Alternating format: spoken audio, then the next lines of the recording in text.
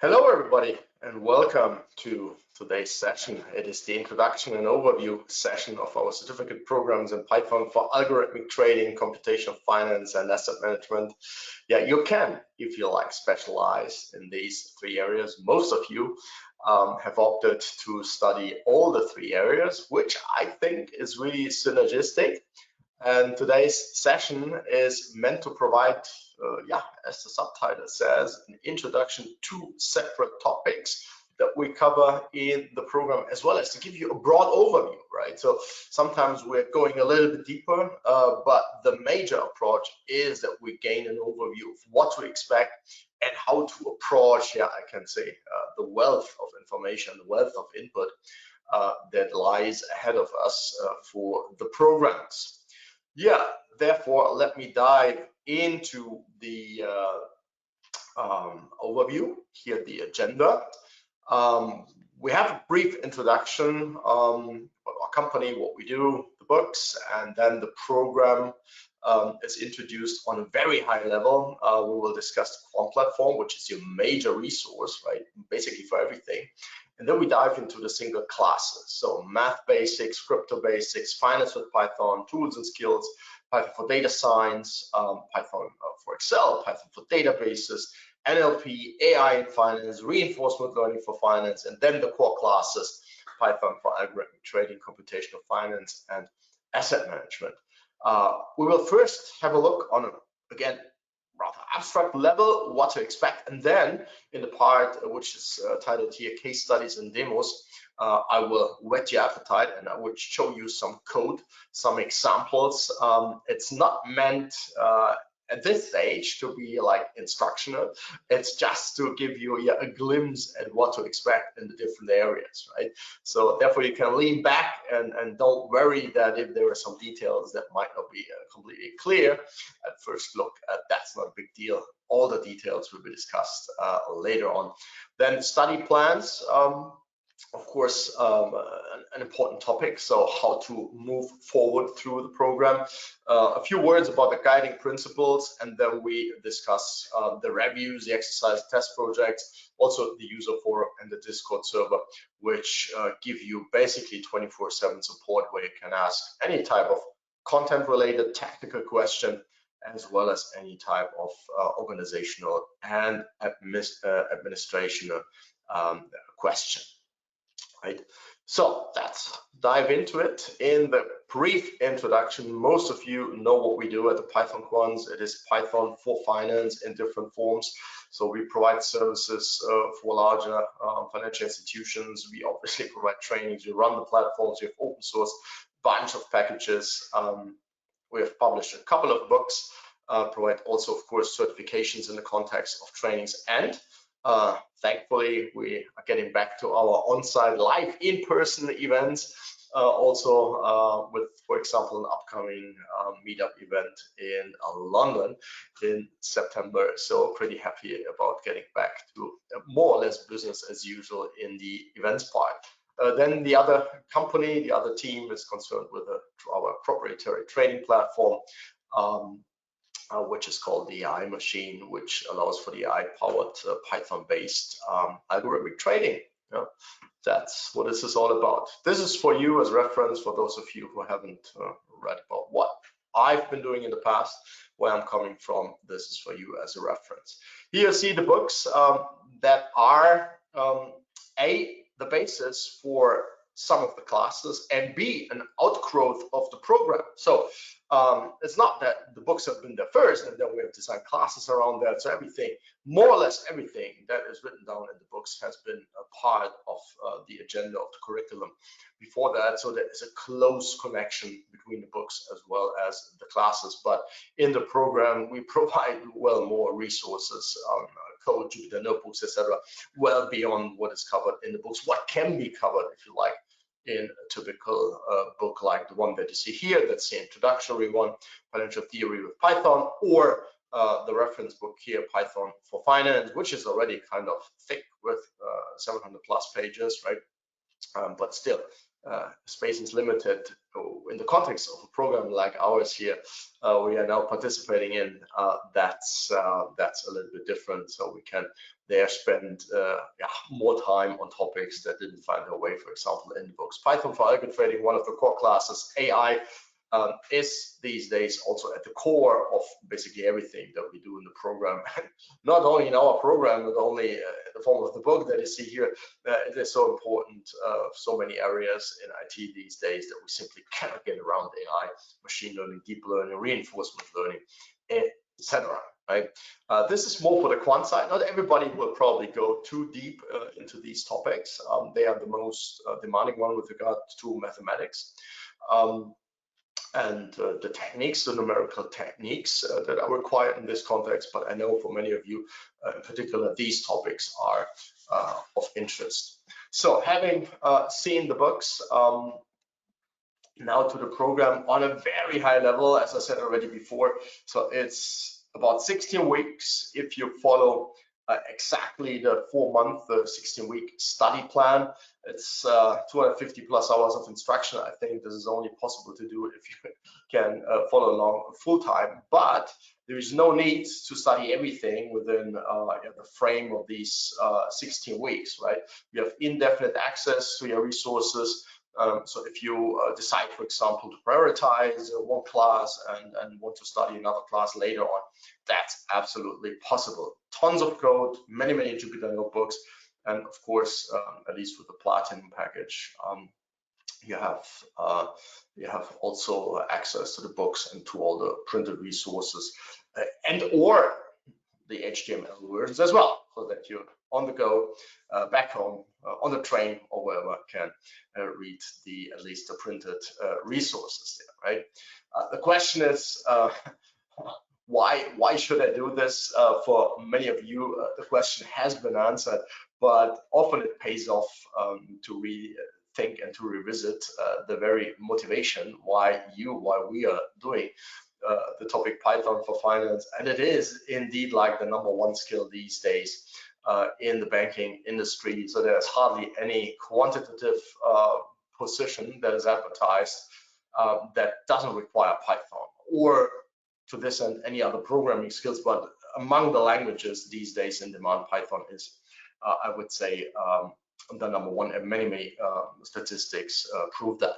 So quantitative roles, let's say quant researcher, quant developer, and whatever position contains some quantitative modeling and analysis, it requires these days Python. So I think we're on the good side with the programming language, and I like to say it's similar to the English language. If you can only master one foreign language, it should be English in general if you're not a native speaker, and if time only allows to master one programming language, then I would say Python is the right one. Yeah, the Quant platform is your go-to resource for basically everything, such as recordings of live sessions, such as pre-recorded sessions, such as printed, meaning like written documentation, also for the code, for the Jupyter notebooks, etc., for the user forum. This is what you find there, right? It is your central resource. So whenever you have a question, you go to the forum. When you want to execute code, which accompanies, let's say, a session, then you can open it there and run it, execute it, for example, within Jupyter Lab, which is automatically started on the Quant platform for you. For example, when you click on the Jupyter notebook, but I will show you a few elements later on. But in general, there is not that much in terms of like skills that you need to master. It hopefully is all more or less self-explanatory, or let's put it that way, simple enough that after a little bit of experience, you are already an expert in using the Quant platform. So we have now the classes, and I've put our basics classes up front. Mathematics basics, that has been an outgrowth of the demand by many of our students. I said, well, my math is a little bit rusty. It's been like a longer while that it did, let's say, linear algebra or whatever the topic at hand is. And therefore, we have decided to come up with mathematics basics class, where we indeed review fundamental math topics. And we do this basically a little bit in a redundant way, in that different math topics are discussed based on pure Python implementations, then on NumPy based implementations, then as well based on pandas implementations. So that it's not only math, right, but it's also the programming side of things that is directly, if you like, intertwined and connected to the mathematical topics that are presented there. It is not required that you go through all the modules there. For many of you, it might be beneficial to do this, for example, in parallel. You won't find it in the 4-month study plan. You will find it, for example, in the 1-year study plan. And for those of you who want to study longer, or let's say in a more self-paced manner, it is, of course, valuable if you do it, but for many of you, it might not really be necessary because you have already the required background. But feel free, of course, to do it if you think a refresher might be a good thing and worth your while in this context. You will see that for most of the classes we have videos where there is some description, explanation, there might be some links included, and for example so one or multiple Jupyter notebooks attached to it that you can then open and execute on the Quant platform, or you can also download them to your own machine. I know many of you prefer that. So there's no lock-in or whatsoever. You have access to the code and you can use it also on your machine. To the contrary, we also, of course, teach how to set up everything on your own, and this is what we expect you to master as well, in terms of setting up the infrastructure locally within a Docker container, say, or, for example, later on also in the cloud. So videos, some description, links to other resources, plus the code. That's basically what you will find for almost all the classes, right? There are some, I would say, that are a little bit differently structured, but I will comment on that later on. So crypto basics, that's for many of you maybe also an interesting topic. Maybe from the original idea of like of a topic which is so important in IT overall, or related, of course, to crypto markets, right? Many of the tools, techniques, approaches that I use in the crypto markets, let's say Bitcoin or to this blockchain and DeFi, whatever, these are techniques that have been around for quite a while. So they are in and of themselves important and interesting, almost exciting, I would say, right? And they are then like also valuable and necessary and good to know about when you enter the crypto trading space, let's say, or the DeFi space, or whatever interests you on that side, right? Again, you see here videos, some text, maybe a link, Jupyter notebooks. You can open them on the platform and you can execute them on the platform, or from there you can download them as well. The subtitle says that mastering the basic building blocks of the crypto space. There are also, let's say, a couple of fun topics, I would say. Fun, maybe quote unquote. For some, this might be really serious, but we discussed, for example, password cracking. So cracking has a somewhat negative connotation, but these techniques, at least, they are discussed, for example, and I find this really intriguing to see what our machines today can already accomplish in terms of how many passwords can be checked, for example, in the context of recovering. That's a more positive connotation, a lost password, right? So finance with Python, that's the, I would say, base introductory class. So this was the class that was there before Financial Theory of Python, the book, was published. And that's basically meant to be the very introduction, a gentle introduction into finance as well as Python. Here you see the book again, right? And subtitle says it, gentle introduction to finance, Python, and a combination of both. So we discussed their real fundamental, or really fundamental financial topics like financial modeling, but also early on, for example, the pricing of options, for example, the hedging of options, and the derivation of optimal investment portfolios. So you would see there, risk return is one of the major topics that is discussed, pricing, hedging, arbitrage. So in a very short period of time, based on very simple examples, both on the finance, mathematical, as well as on the programming side, you will get a walkthrough some of the major building blocks of finance, including dynamic economies, which are necessary for a modeling of uncertainty over time. Yeah, that's the idea of that class. And you see here now that we have 3 screenshots, and on top of the videos, the links, the notebooks, here also an open notebook, you have text on the platform there as well, right? So that's the HTML form. There are also PDF versions available for Platinum package members, delegates. So this is now, I would say, even a more comprehensive set, and it's supposed to be, in particular this class, is supposed to be a self-contained introduction into the topics that you see there. And when I now go to the Quant platform, to which every one of you should have received your login credentials, right? When I log in now, Quant platform, with the credentials, I need to check, let me check whether I'm in the right account. Here, this looks like that. I have a couple of accounts.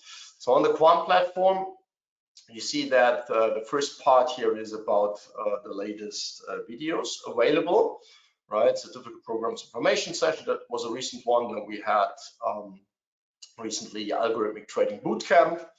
You see here there have been 6 sessions, and it's just like the 3 latest ones. So let's say roughly during the course of the program, for the live cohort at least, roughly like 3 videos per week. So 1 week's worth of recordings usually is found here, the latest one. Then you see also latest forum posts, right? And when you go a little bit further down, you even see like the overview already on the dashboard on the first page of the user forum, where you see the different boards, let's say the Python for Financial Data Science or the Quant platform itself. So you can go from here directly there, or you see also the latest one where you say, oh, well, this is kind of interesting to me. It's like Quandle. I like to use Quandle. What is here the content with regard to Quandle, let's say, as one example, right?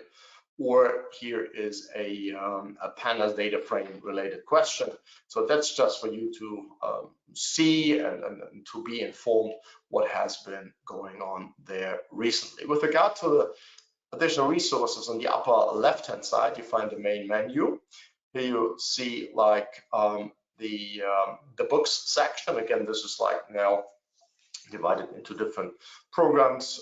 Books access comes as one of the additional benefits of the Platinum package. You basically see all the 6 books there. When I click on the first one, it's a PDF, and it has a password, and everyone who has signed up for that package with the access gets the password, and then you have your PDF of the book available immediately from the Quant platform, and you can study the PDF version. But now that I've shown you in particular that book, AI in Finance, for AI in Finance, for example, there's also, when I close this, there's also on the courses, we have a AI in Finance HTML version.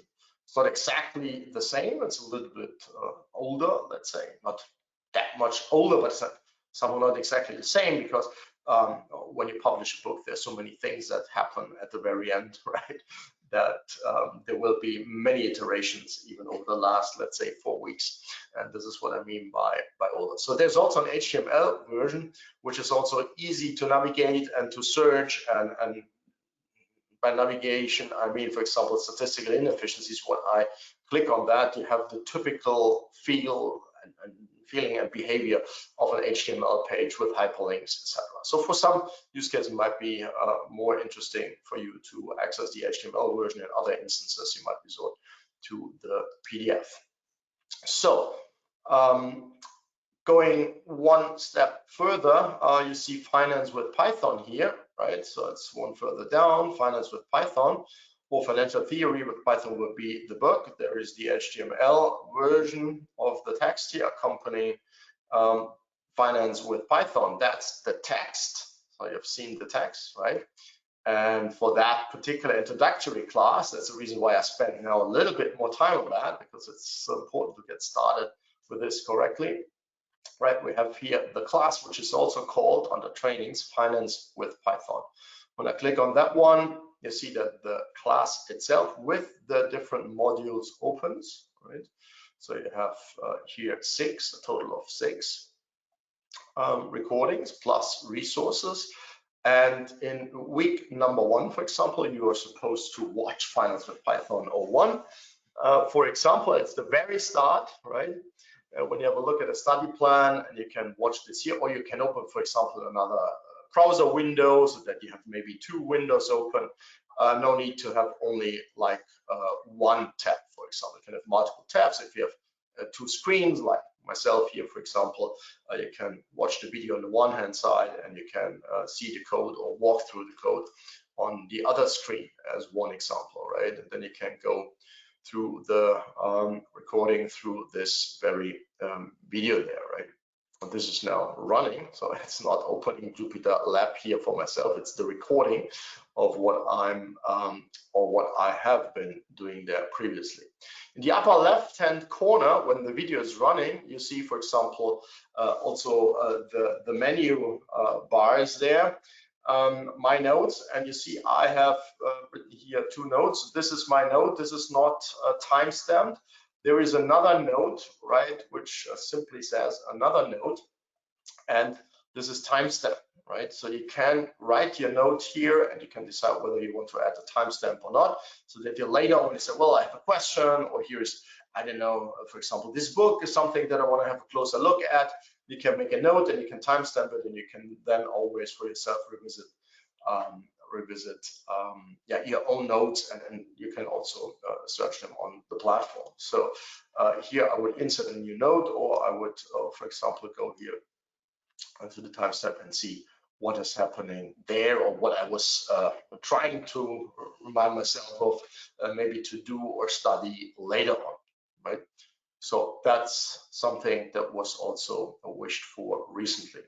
Then you see here the link with the link to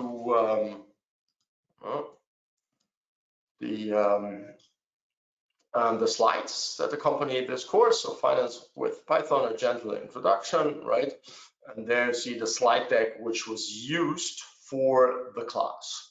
So this is what I meant by there are also links in here. And you see here code. So Finance with Python _ book. And that was the 01, the first one, the series of the books. You just need to click once on the Jupyter notebook, and it will open here the Jupyter notebook. And you see also the second notebook, which comes with the first module here. Right? So I might be able to zoom in a bit. So Finance with Python 1, that's the first module. 2 notebooks come with it, and you see here that you can for yourself now execute the notebook that was used for the respective video for the first module that I was showing you before. And this is how it works basically for all the classes, right? And if you want to save it in a different place, because here I cannot save it basically, you get access to read-only versions of the Jupyter notebooks, meaning that you can't overwrite them. So no matter what you do, we wanted to make sure that you will always have access to the original version of the Jupyter notebook. But if you say, for example, yeah, that's a nice notebook, but I want to do my own calculations, I want to change something, maybe I want to replace, let's say, a data set or a URL or whatnot, right? You can go here and say save notebook as. And you see here there's kind of a longer path, trainings, Finance with Python, and you simply need to adjust the path here. So this is now the location, and I can simply delete the path and leave, or maybe adjust the name of the file. So now it says 01 my Finance with Python book Jupyter notebook. And when I save it now in the root path and navigate back here to the root, right? You see there is now another version here, that one, right, which was already open. This was changed already, so this is now redundant. And in that case now I can change things 2.5 or 12.5 here, and the changes now with my copy of the original one can be saved so that you can later on access it. You see here in my root folder there are a couple of files here like test, IPYNB, etc. So, but the original ones, I repeat myself, but it's an important point, the original ones cannot be changed. You need to make sure if you want to save your changes, you need to save it in a different location in the way I have shown you before. Right. Let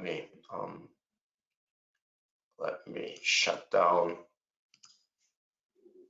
Jupyter Lab. So that's basically the overall structure. You have a text, not for every class, but for many classes you have a text.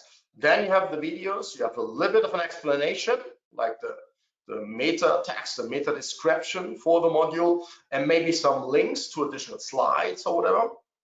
And you have the Jupyter notebooks here. When you click on them once, Jupyter Lab opens, and then you can execute that code on the platform, or from there you can download it as well. So that's the very basic stuff that you need to internalize when you work with the Quant platform. And the user forum, I hope, self-explanatory. Whenever you have a technical question, go to the user forum, open a new topic, or add to another one.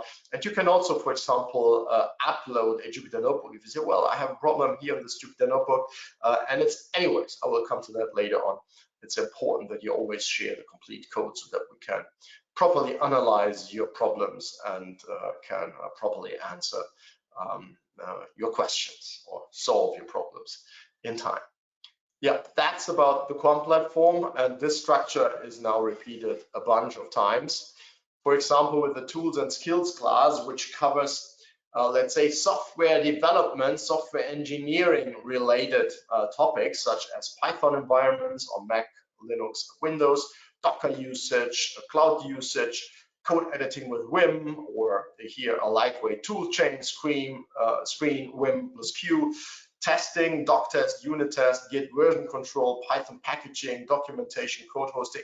You see, this is not about using a Python package to do some financial calculation. This is more about the tools and skills that you need around everything else. So therefore, I put it here almost upfront, right after the basic finance with Python class, which only requires you to walk through Jupyter notebooks, but you should early on get started with the additional tools and skills. This is not required, like I would say, let's say in the first week to master every skill.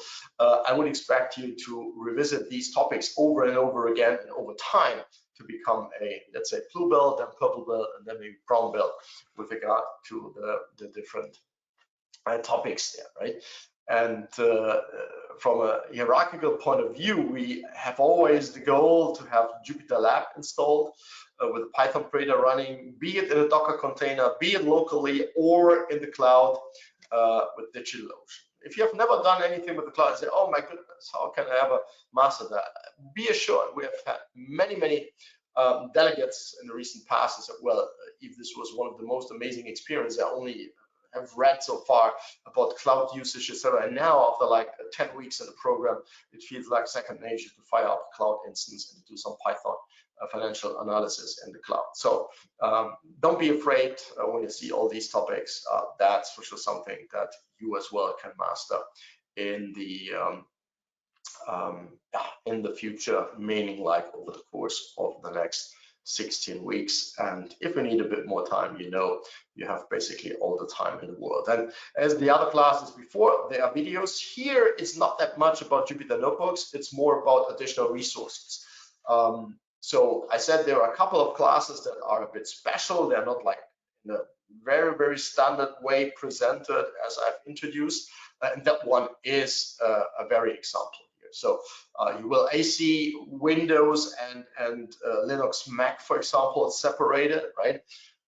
In some instances, and in others, right? You will also see that the resources again are not Jupyter notebooks, but rather like instructions of how to do things or cheat sheets of how to use a certain tool, etc. But I'm pretty sure when you have a first look at the resources, you will immediately notice what I mean in this context. Python for financial data science builds then the basis, if you like, for everything else, like for the other core topics like asset management or computational finance, algo trading, and that we are always concerned with financial data, no matter what. And this is mostly based on the book Python for Finance, and we cover things like Python data types and structures, NumPy, pandas, visualization, time series, input, output, performance Python, a little bit of math here as well, stochastics, statistics, machine learning, and yeah, also a very important topic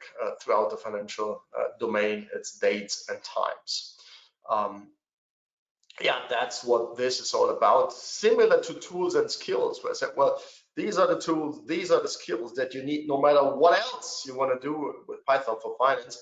I would say that the topics that we cover here are on the Python side and content side, or knowledge side, if you like, are the topics that you will need in any case. So no matter what you do in Python for Finance, to have performant code, I think it's something good and it's something important, right? You will always be dealing with input and output operation, reading data and writing data. So very important, right? Time series. Time series, I would say, is the most important type of data set that you will encounter. Therefore, very important, no matter whether you do asset management or algo trading or whatever. So this is how I see this. These are very important and fundamental classes. And every once in a while, you might have the need to prioritize, given your schedule and the lack of time, maybe. I would say rather focus on the fundamentals first and maybe do the specifics later on, because you will benefit from this sequence. Let's say you're so interested in algorithmic trading and you will need to prioritize between the different classes. I would say rather have a look here at the fundamentals of financial time series before you dive into, let's say, the API of interactive brokers, for example. Yeah, because the one is very, very specific. The other one is something that you will need anyway at the other topic, right? So, but this as a guideline, of course, you have a ton of flexibility with regard to how you approach the overall program. So here we have now again this could say triangle. We have the text, we have video plus code plus resources plus the execution in the form of Jupyter Lab. So that's, I would say, it's a standard setup. We cover here the most important Python idioms, techniques, and packages for finance. This is what this class is about. Now to a topic which is a bit more specific, but which might nevertheless be of importance to you, because Excel still today is such an important tool in the financial industry. The major idea of combining Python with Excel, from my point of view, maybe others might want to disagree here, is that you can use the analytical power of Python in the context of an Excel workbook spreadsheet, worksheet, right? That's, from my point of view, the major selling point here. When you say, well, I have complex financial stuff to do, but I don't want to, let's say, build a GUI, a desktop GUI, a graphical user interface, or a web GUI. I want to use Excel, for example, to input parameters and to present results here in the form, let's say, of a chart and maybe some calculated values. And you don't want to implement the logic in VBA, then Python is your friend. And this is what this class is about, to leverage the power, the analytical data analytics power of Python within the context of an Excel workbook, right? That's the major idea. We have in the past, we have done a couple of client projects in this regard, where people have been doing calculations, complex portfolio-based calculations with an Excel spreadsheet with VBA, etc. And we were approached once because they had a spreadsheet which needed to run for an optimization and a selection like overnight, at least 8 to 10 hours, and we were able to trim this down to, I don't know how many minutes, maybe some 8 or 12 minutes was running in the end, using performance Python techniques in achieving the same result. So for them, it was really a game changer. They even tried to buy, not even tried, I mean, they did. They thought it would be a good try. They even bought, it was a mid-sized hedge fund in London. They bought a large machine in the hope that this larger machine with more cores, more RAM, etc., would execute the VBA code much faster. But of course, I would say that the problems lie in a different area than having, let's say, 16 instead of 8 cores available only. We were able to show that, and this is really one of the success stories that I can tell about using Python for Excel. And the end product still was like in the front end, an Excel spreadsheet, but the back end completely was migrated and refactored actually to Python in this context. So Python for databases. Financial discipline is a data-driven one these days, and whenever we talk about larger data sets, we more or less immediately need to think of databases and appropriate databases to store that data. And this class is about different database technologies and their benefits, advantages, and disadvantages, like SQL databases, like the standard ones, open source, MySQL, SQLite, or MongoDB, object storage, NoSQL database, and also some pretty fast ones, which are binary ones, like PyTables. SQL Alchemy is abstraction layer, or bcalls, which is a columnar data store. And you see there is the final block down there. It's about comparison, and you see, depending on what you do and what data you're dealing with, some database, it's much better suited to attack a certain type of problem than others, and vice versa, right? So therefore, we cover here a range of different technologies. There, of course, this is of course not an exhaustive list actually for that class, but you get a feel for the advantages and disadvantages of certain technologies. This is also a little bit different in terms of like the resources that are presented here, of course, the videos, the recordings, but the resources are more or less related to a cloud-based setup for the class. Having said that, this would expect, for example, that you have covered cloud setup in the tools and skills class. Therefore, in the study plan, you will find this a little bit later. We have decided to go that way because many of the things that we set up and working with also larger sample databases, we thought it would be better to do this in the cloud and to destroy the droplet later on, instead of like messing up with your local machine. So this is for sure something that I would in any case try to avoid, right? So we rather go here and keep your local machine clean and safe and do stuff like that in the cloud. NLP, this is one of the shortest classes that we have. Some of them, like mathematics basics, they have like even more than 40 modules. This is a pretty short one. There are currently only 2 modules, but within the 2 modules, we present a ton of useful things with regard to the processing of unstructured data. Later on in the demos and cases part, I have a brief demo about this as well. But the major approach here is, of course, being able to process unstructured data sources such as news, text, etc. at scale with Python. Right, so that if you like, the machine, your MacBook or whatever you use, is able to help you read the news, or maybe help you to read Twitter feeds, let's say, as one example.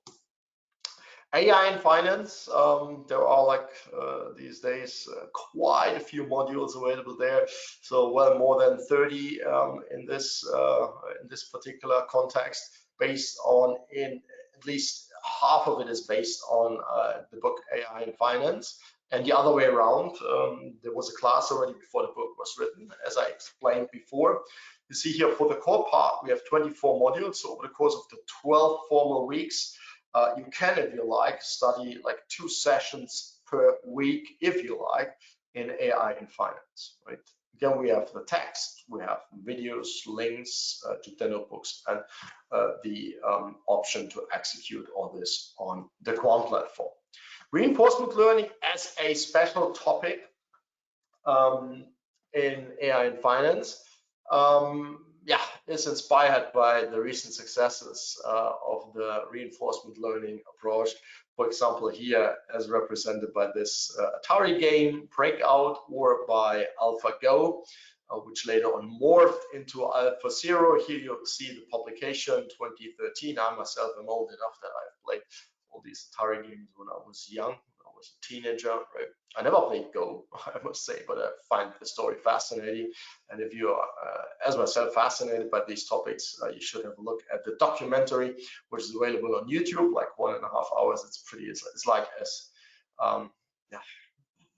it's like a thriller. Really, when you follow along, you really get soaked into the story if you fancy that. We also have a little bit of fun, and since the origin of the successes of reinforcement learning lie on the gaming side, this class also covers a few of the games that the OpenAI Gym environment provides us with in the form of Carpool. This is or has established itself as the major introductory example. Then we cover a mountain car, the example, and Lunar Lander, which is a game that I like to play as well when I was quite young. And here behind you see also the recording. Maybe I can open this in a new tab. So behind many of the pictures that you see, there are links, and here is the recording. This is the reinforcement learning agent that was trained. It's not the best one in the world. It's a pretty cautious pilot, if you like, pretty cautious agent, which steers the lander here, the spaceship, and the goal is to land it safely between the two yellow flags. And it takes a while to see how it steers, left, right, up, right. You have a couple of options here, and in the end, it will. That's the success case that I show you. I've seen many failures before successes finally appeared, but this is a success case, and you see it's really slow. It's not the best pilot in the world, but it's at least one which doesn't crash the spaceship, right? So that's, among others, stuff, and I think interesting and fun stuff that you can expect from the reinforcement learning class.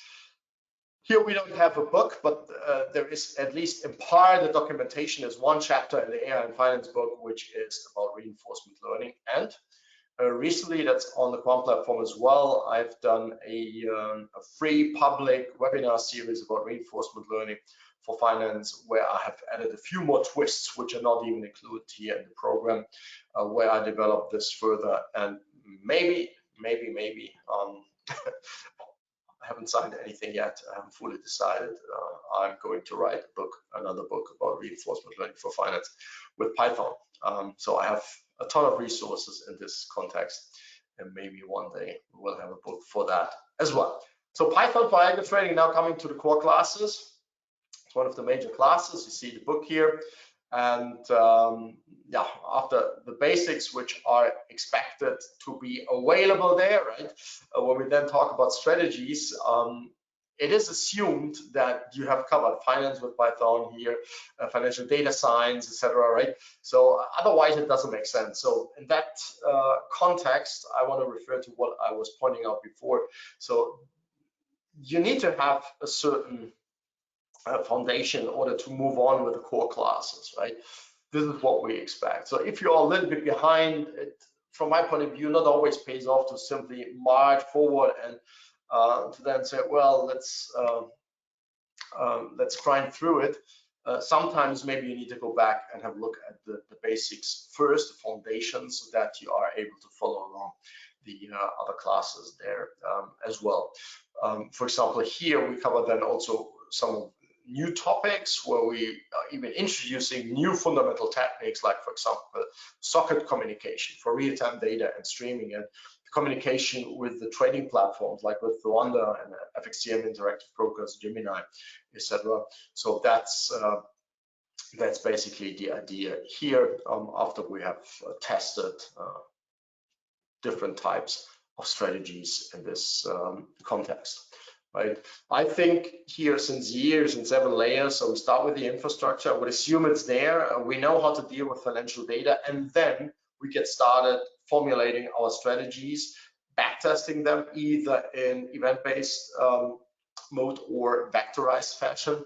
Then once we are done with the backtesting, we need to connect to the platform, right, in order to be able to retrieve real-time data, in order to be able to place trades, right, which is the next level already here, trading code. And last but not least, this is also, I would say, a big and important topic. It's the automation part. So if you want to do algorithmic trading, it's nothing where you look on the left-hand side on the screen and then you see something and then you put manually your order into the machine. It should be done automatically. That's the very idea, but it's also easier said than done. So therefore, we spend quite a bit of time with regards to topics related to automation here as well. And if we then want to go a little bit deeper with regard to Wonder or O&A, as some say, you can also study the master class, and for successful delegates, that's in our tradition. We offer also like trial runs, a trial period with the AI machine when you have shown that you have mastered the basics with O&A, because Wonder is the back-end platform for the AI machine. So without the basic knowledge, it's a little bit difficult to get started with the training platform. So Python for computational finance, that's now for what was called in the past rocket scientists, right? The people at Wall Street that were concerned with coming up with models to price and hedge sophisticated instruments like derivative instruments, exotic ones, plain vanilla ones, etc. So that's the part here now where math plays, I would say, a dominant role. See on the left-hand side the English version, on the right-hand side Japanese, the Chinese translation of my book in this context. And the topics that we cover are to some extent basic, but again, I repeat myself here, but even the basic topics here in this class, they are quite advanced from a mathematical point of view. So for sure, from a mathematical point of view, computational finance is the most demanding part that we present, the most demanding set of classes that we have in the program. But the basics are covered in other classes as well as here. The basics are covered, but it might take a bit more time maybe to go through these resources as compared to other classes. That's, I would say, a safe bet. We cover the market-based valuation as an idea, as a technique, then complete market models such as Beck-Scholes and Cox-Ross-Rubinstein, binomial pricing, risk-neutral valuation as a unifying framework in this context, Fourier pricing theory and applications, American options, a general market model, including, for example, stochastic short rates, stochastic volatility, and jump diffusion, as well as the Monte Carlo simulation of such models, because the general market model encompasses more specific models, a bunch of these.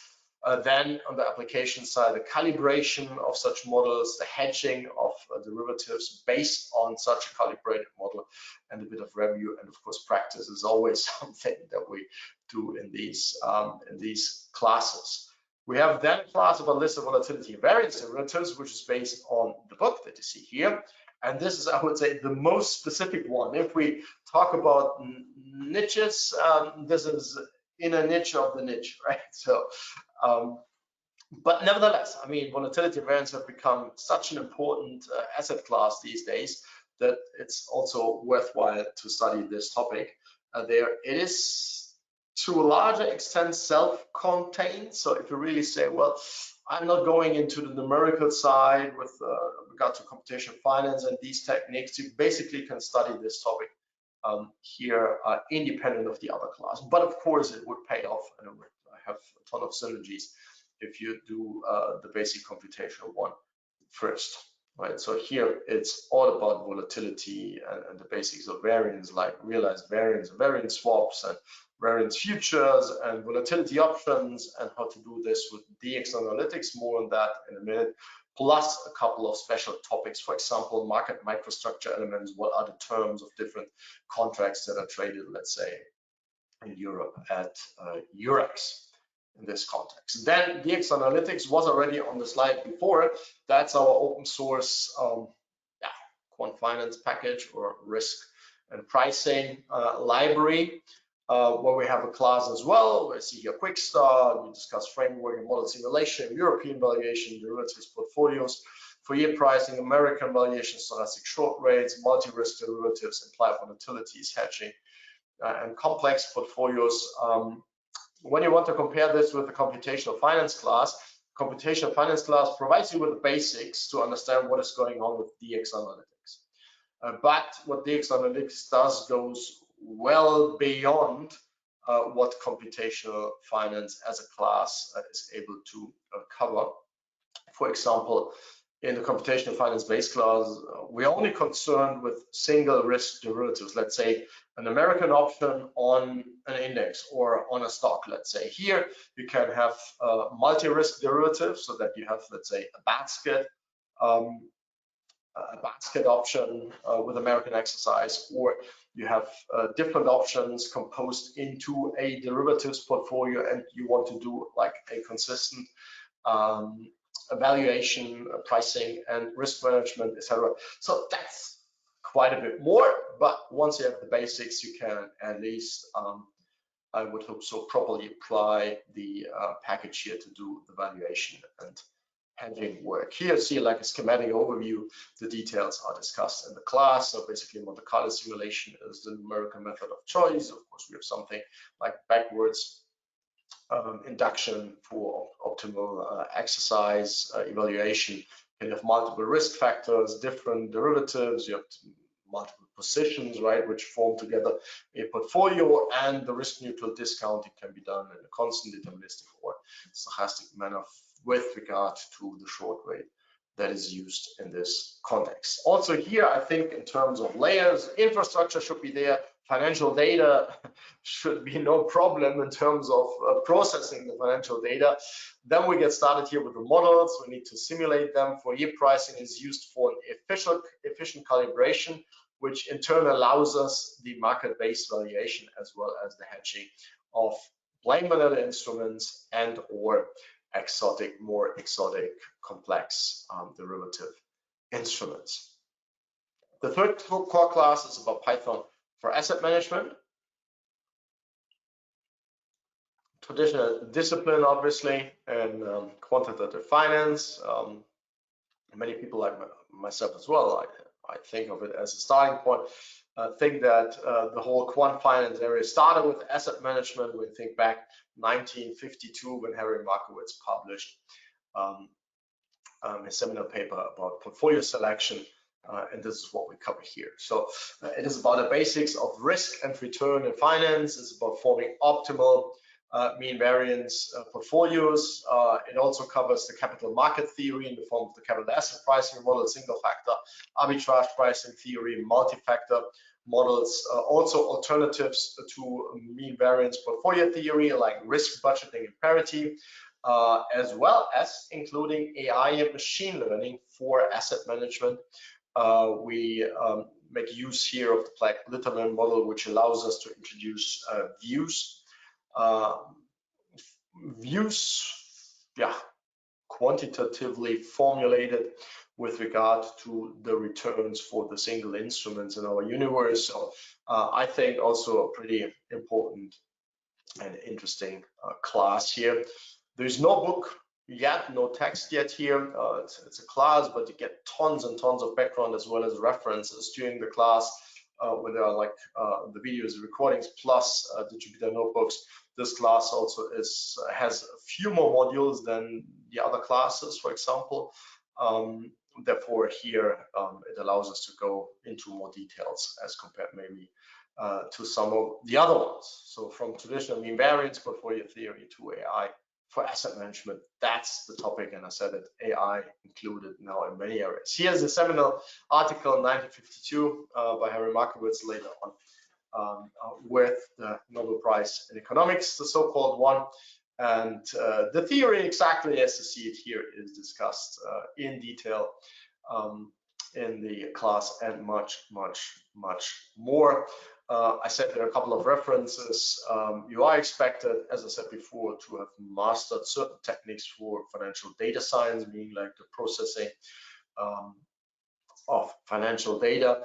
The AI methods are all covered in AI and Finance. And what I recommend usually as a reference book for the portfolio theory is the book by Ron Kali, Introduction to Risk Parity and Budgeting. A very good book, not only on risk parity and budgeting, but also on the traditional theory and much more. It's a relatively thick volume, but I think very well written, but also mathematically quite demanding. So now it's time to dive into the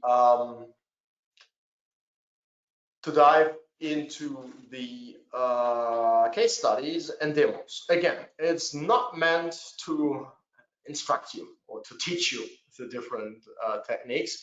It is meant rather to whet your appetite and to see what to expect later on. There are other resources here on the web for you to access. So bit.ly/intro. This is where you'll find the Jupyter notebooks that I'm going to use in a second. But before I get to the Jupyter notebooks with the crypto basics demo as the first one, I want to briefly show you, based on a Docker container, how to set up a Python environment, for example, how to run Jupyter Lab out of that. So if you say, well, with the Quant platform, all is wonderful, but now I want to change to my local environment. I want to set up, let's say, a Docker container. You don't have to. I just do it in a Docker container so that I have a clean slate that I can start from scratch. Right? That's my basic idea here. Because on my MacBook that I'm using here, no, it's not a MacBook, it's a Mac Mini, M1 Mac Mini that I'm currently working on here and presenting on. There is, of course, like Python, and there are a bunch of Python environments and tons of Python packages already installed. I want to have something which is clean slate. So I just checked. I don't have Docker running yet. So let me start up the Docker daemon desktop version so that I can do this. Here, this link will lead you to the gist, as I've opened here already.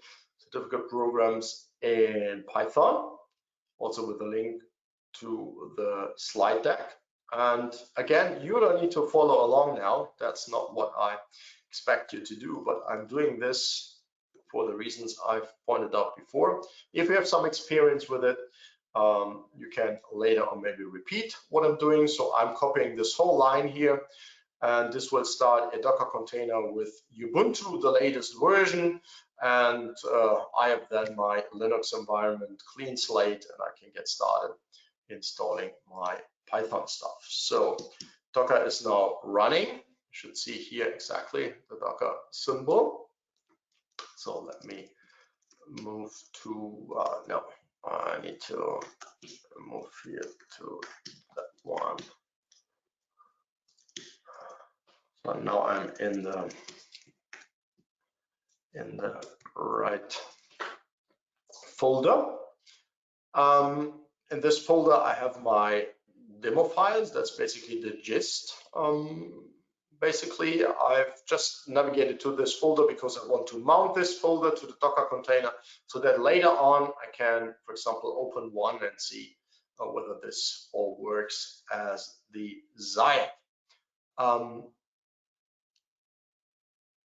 So what do we have? Now I copy the line or paste the line that I've copied before, and you see it starts up now a Docker container root at cert. Before it was worked, that's my Python environment. Mini1, that's the machine I'm on, that's the folder, that's my username. And now this looks completely different. Here it says root at cert. That's now a Linux environment. Also, for example, the folders, they look completely different. I have different names. They don't look different. They have different names, different structure, etc. And I might navigate to root because I'm logged in as root. There's nothing else apart from my live folder that I've mounted, right? I have now access to the live folder there. But my major goal, as I pointed out, is to install Python. So I don't have Python installed, right? I also do not have IPython install, command not found, and this is something that I would like to have available now. Also, Jupyter Lab, let's say, right? So all the three of them, they don't work, but once I'm finished here, I hope they will all work as designed. So the first thing is a little bit of updating here. So like updating the package index, maybe also some upgrade, like updating the packages that are installed. Let me see, usually it doesn't take that long. It, of course, depends on, at least in part, on the speed of your internet connection, but now I should be in a good position. I will use now one tool, wget. This is not there, so I can install it, install wget. This is a little tool that allows me to retrieve files from the web and to store it locally. Right. So ls, this is my root folder. So what do I want to retrieve now? I want to retrieve Miniconda installer. I go to the page. You might have noticed I've bookmarked that, therefore it popped up there already. And to see now Windows, Mac OS, Linux. I'm now in a Linux container on a Arch architecture. So I choose that one. So Linux, but the processor is now relevant here. I choose that one and I copy the linked address. I want to retrieve now the installer and save it to my root folder. And this seems to work. Again, the speed here is dependent on your connection, but it didn't take that long, 1.5 seconds to download it. And when I have a look now, a detailed look at my root folder, you see there's still my live folder and the Miniconda installer, which has some 78.9 megabytes. Right? So this is the one that I want to execute now. So bash Miniconda, and I say, yeah, I want to continue by pressing enter, space, space, space, space. Hopefully you have read all of this carefully. I've done so in the past. Here I trust it's similar, right? So I say yes, I accept the licensing terms. Here I could change the installation location. I go with the standard simply by pressing return, and it's now already installing the Python base installation. So after this operation, I would expect to have Python available, but not that much more, right? So for example, no Jupyter Lab, let's say. So here I say, yes, run this, please, right? And when I now type Python, oh, it's not yet there. What I need to do, I need to restart bash. And after I've done so, you see now that base is here part of my prompt. And this indicates that I have Conda installed. I have one environment, and let's check. I can now run Python, and it shows me Python 3.9.12. Right here, it was compiled 5th of April 2022, and a few more details that are shown here. So print hello Python world. Our print hello world, right? The canonical starting example. We don't want to work here on this prompt. This was an important step, but not the last one. For example, I don't have IPython available, but I can install it via Conda. Conda install IPython, for example. For example, I mean, I can install other stuff with Conda installed as well. IPython is something on the command line which is pretty useful. And for example, in tools and skills, you learn quite a bit about how to best use or make the best use of IPython. Right, so when I now type IPython, I'm in there, 3.912, that's the same thing. When I now re-implement my example, hello Python world, right, it does the same trick, but we see already a few differences. First, we have numbered input prompts, and we have syntax highlighting here, like print is in green and hello world in some yellow, or whatever exactly the color would be named. And quite a few more tricks. Again, have a look at tools and skills. There is even a special topic about IPython itself. Speaking of installation, when I want to use now something like NumPy, import NumPy as NP, something that you will see quite often. Basically, I would say at least 9 out of 10 of my notebooks have this at the beginning or even at the very beginning, right? It here says no module named NumPy. We have other stuff like math, for example, installed. That's what is called the standard package, standard module from the library that comes with like the base installation of the Python interpreter, right? And I have stuff like Py here, but NumPy is something that I need to install. And when I want to do this from IPython, conda install NumPy, let's say I need to put an exclamation mark in front of it. And then I can install NumPy as an external package, import NumPy as NP. You also see some completion, and then NP random, and I can draw out of the box now with NumPy 20 random numbers, let's say, right? The same would hold true for pandas. When I would write import pandas as PD, it's not there, but I can install it easily here with conda install pandas. Okay. And after a few seconds, we should already be good to go.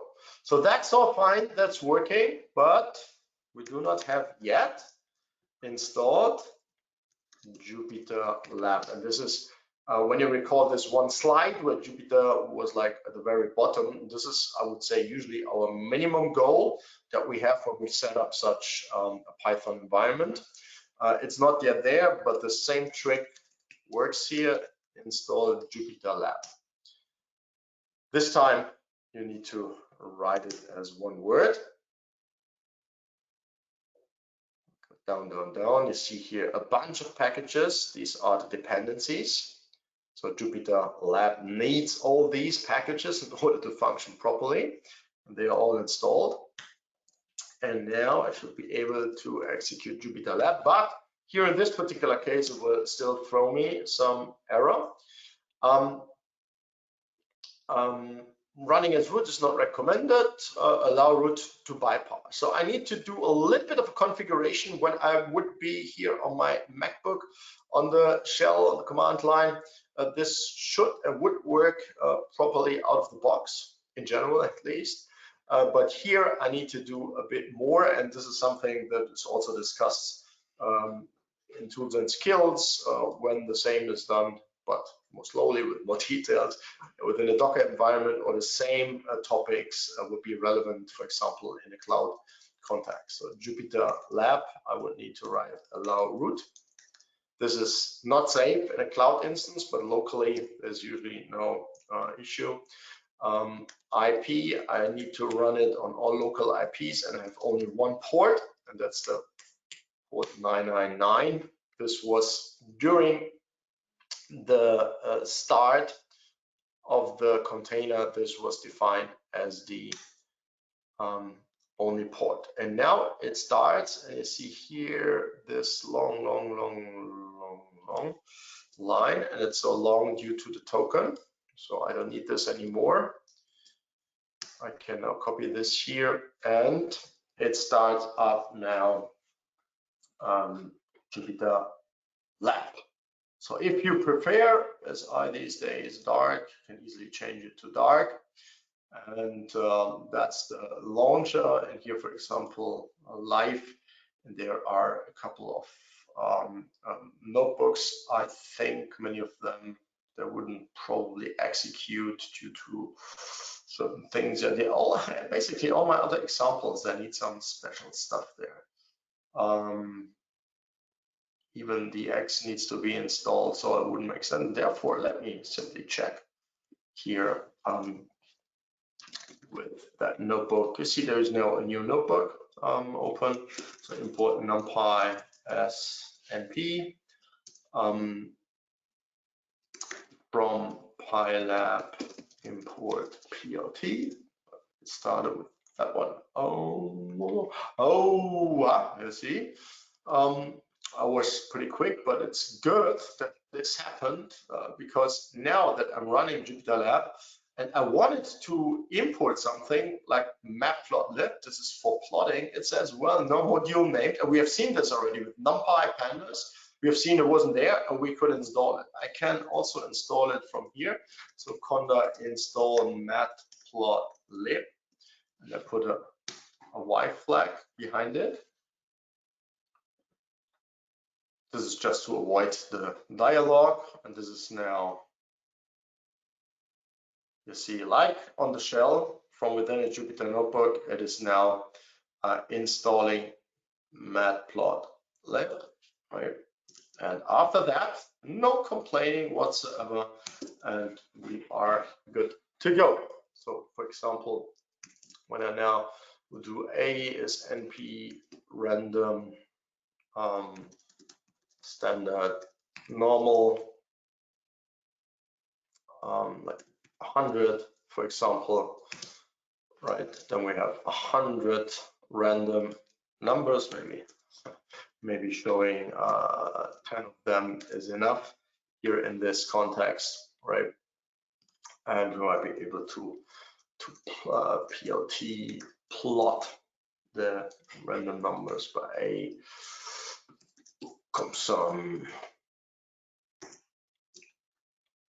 Now we have our first random walk that we have plotted here. So we do a cumulative sum over our random numbers, which are normally standard distributed, and we get a random walk. When I repeat the exercise here with the random numbers, I get another random walk. Now you might say, well, I don't really like that style here. Style use Seaborn.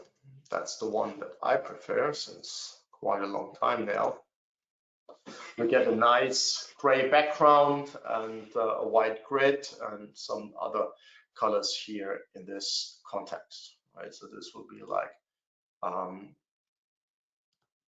our little demo notebook there. But this is just to show that with all that back and forth and all my talking, it's not that difficult to master these skills and to set up a Python infrastructure from scratch. You will also find scripts that automate all the things that I have shown here. By no means you need to, for example, when you fire up a cloud instance, you need to redo all this manually every time you do it, right? But there are other means, but first and foremost, I think it's the goal that you master these skills and only later on do the automation, because I think that's really that's the way to go. First, do it, understand it, internalize it, and then automate it afterwards. Yeah, that much about it. And let me maybe save this little piece, and I can leave it here as well.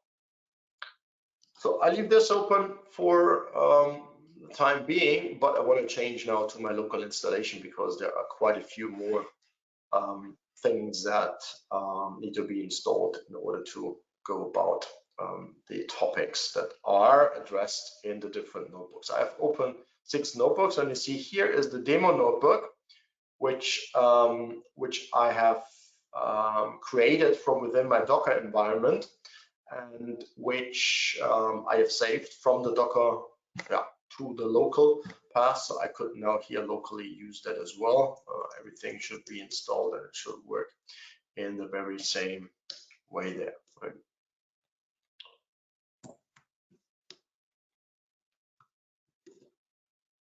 So let me shut down that one, and let's get started with the first one, crypto basics. I said that we will have one example where we go about password cracking, and it's based on the tool Hashcat.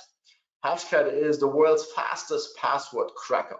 This is not from me. You'll find it here on the webpage, but they are really like the ones that, yeah, that you always find if somebody's asking for a fast password cracking solution. So it can be installed on Mac via brew install Hashcat. There are a couple of other ways to do it. I have installed it here, and more details are provided in, no wonder, the crypto basics class. So this is now one example from one of the basics classes from crypto basic, right? And one fundamental concept in the crypto space, in Bitcoin in particular, are hash codes. And hash codes are interesting beasts. So you can feed the beast whatever you like a large file or a small text snippet or just a number, and it will always spit out something which is of the same length all the time. 32 characters, 64 characters, 128 characters, right? And it's a deterministic procedure, but it's a procedure that cannot be, almost with certainty, cannot be reversed, right? It's easy to go from A to B, but it's almost impossible to go backwards from B to A. That's the idea of hashcode, and this is discussed in the crypto basics class in detail. Here you see I pass in Eve, that's my first name, so a little bit of an egocentric example here. And you see it's a pretty short input, but I get a pretty lengthy output here, right? And when I pass in now Eve2, right, I get a different output, but it has the same length, right? This is what I mean by equal length. So when I repeat the exercise, I always get the same result. So this is what is meant by it is deterministic. So there's no random element. It might look random, but it is not. It's not a random element. Right? And I'm going to write now these two hash codes to disk. So on the left-hand side, it takes a little bit. Now you see here, it was written to disk. So I have these two hash codes. And this is the way how passwords are stored in databases. So whenever you log in, let's say on the web page, they do not know your password. They only know something like this hash code, which is associated to your login name, right? And given the nature, the very nature of how this works, it can always be verified that if you provide the proper password, that you arrive, or the machine arrives at the appropriate and the correct hash code in this context, right? And again, think of this as like a password database. I'm now going to remove a file where Hashcat stores recent successes. And this is now the following command. So this is the hash code specified here as SHA-256. Type of attack is a mask attack. The device to be used, I just use one device. And here the number of characters and the character set. So with regard to password cracking, I can use here, for example, lowercase plus digits, and that's basically what I've been using. You might know this from passwords, right? Please use one lowercase, one uppercase, one number, and one special character at least, and the length should be at least 8 characters or whatever, right? So that's here all configurable. And let's see how this works. Now I get started with my password cracking. It reads the hash codes from the file, from my database, and it now, via brute force attack, tries out all the combinations. And you see here the speed. This is like 3 million hashes per second. Here it is increased to 23 million hashes per second. 33 million tries per second, 31.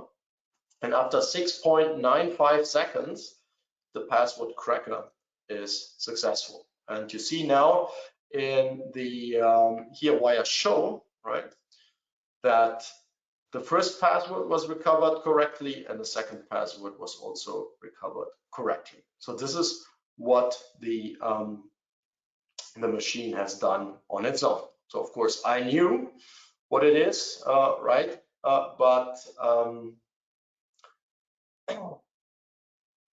I knew what it is, but the machine didn't know. Therefore, we have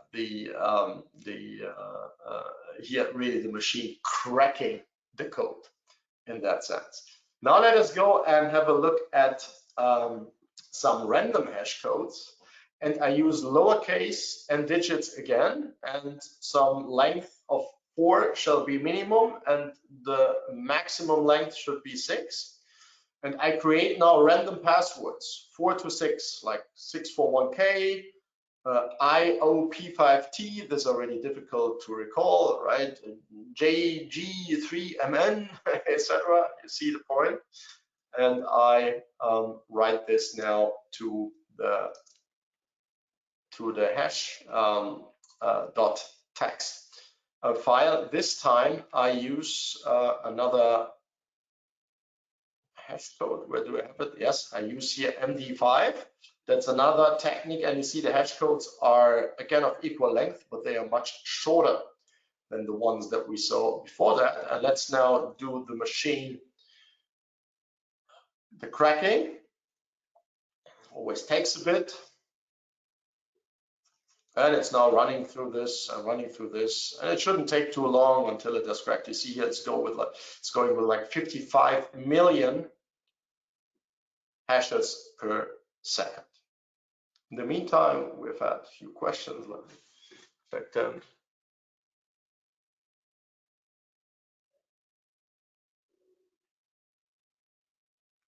There was a question with regard to containers. Yeah, the benefits and advantages of containers are discussed in the tools and skills class.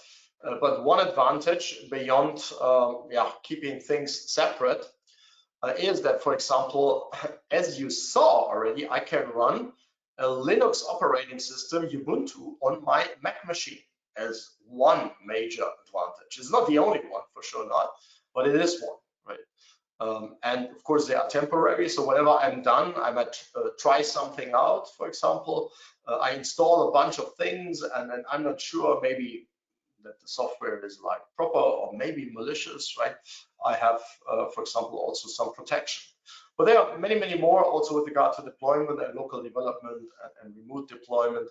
But these are a few that I've now mentioned here. And yes, for sure, all sessions are recorded and are put after a little while on the Quant platform. This holds true for every live session. So 25 seconds later, it has done the trick. And we see now the list of the cracked password, right? There's no complete list. Every password was cracked.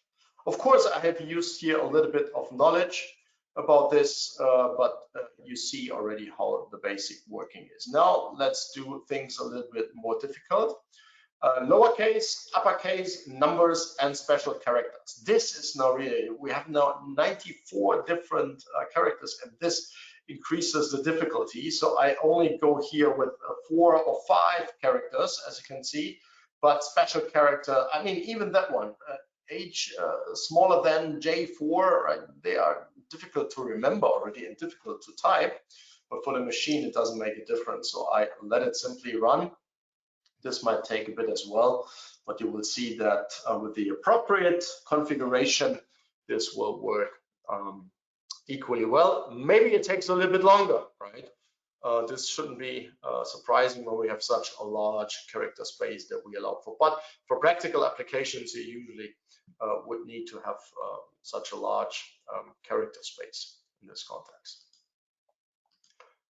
Yeah, that's, I would say, a very important topic in the crypto domain, as well as far as I'm concerned, also a very interesting one when you want to see how fast your hardware can go with regard to the cracking of passwords. Maybe you want to try with your own passwords. If they are safe enough, probably a Hashcat cannot help you out.